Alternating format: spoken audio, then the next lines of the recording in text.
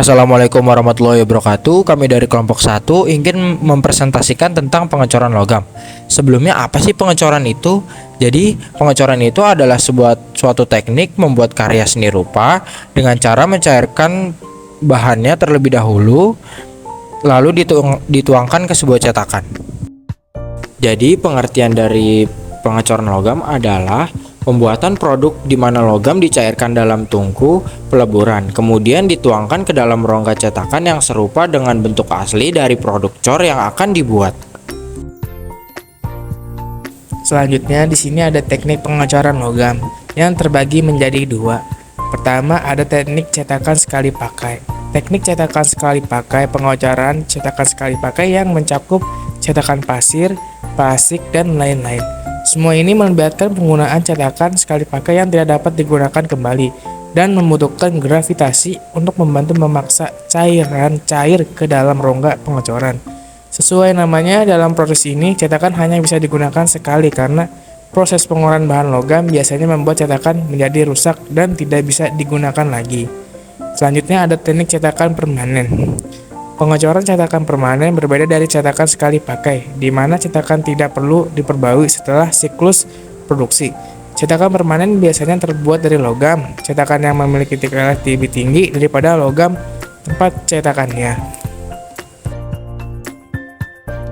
Pada penjelasan kali ini, kita menggunakan teknik cetakan sekali pakai yang menggunakan bahan pasir atau nama lainnya itu sand casting. Sand casting itu merupakan pengecoran logam dengan menggunakan pasir sebagai cetakannya. Selanjutnya ada bahan pengecoran. Yang pertama ada kuningan, yang kedua timah, ketiga ada tembaga, dan yang keempat besi.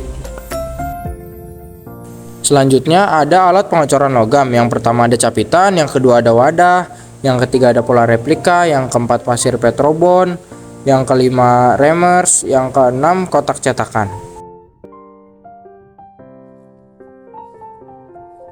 Berikut adalah video proses sand casting.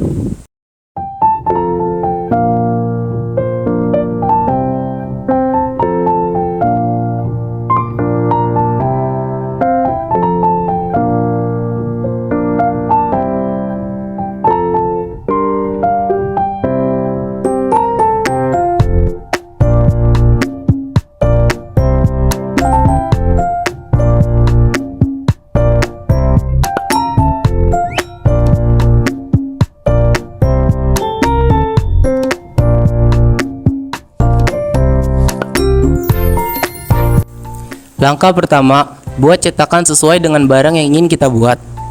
Proses ini bisa menggunakan barang yang sudah ada atau bisa juga membuat replika menggunakan mesin 3D print.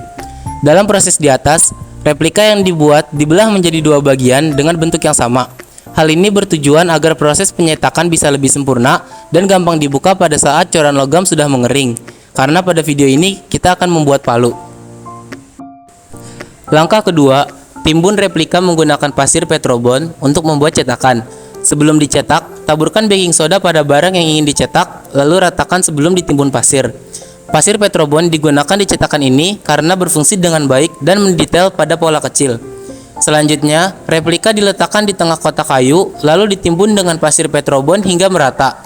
Usahakan tidak ada lubang karena itu bisa mempengaruhi bentuk cetakannya. Setelah cetakan selesai dibuat, buatlah beberapa lubang di bagian atas guna untuk menuangkan cairan logam. Selanjutnya ada langkah ketiga, cairkan logam yang ingin kita cor pada cetakan. Proses ini biasanya dilakukan menggunakan sebuah tungku dan pemanas khusus. Masukkan beberapa tembaga dan sedikit timah ke dalam tungku. Lalu masukkan tungku ke dalam pemanas untuk mencairkan logam. Logam yang digunakan pada video adalah tembaga dan sedikit timah. Selanjutnya langkah keempat, tuang logam cair ke dalam cetakan melalui lubang. Sebelum menuangkan logam yang tadi sudah dicairkan, pastikan cetakan sudah tertutup rapat dan dikunci agar logam cairnya tidak meluber. Setelah dipastikan rapat, angkat tungku dan pemanas menggunakan penjepit lalu tuangkan logam cair ke cetakan melalui lubang yang sudah dibuat. Pastikan juga logam cair yang kita tuang memenuhi cetakan.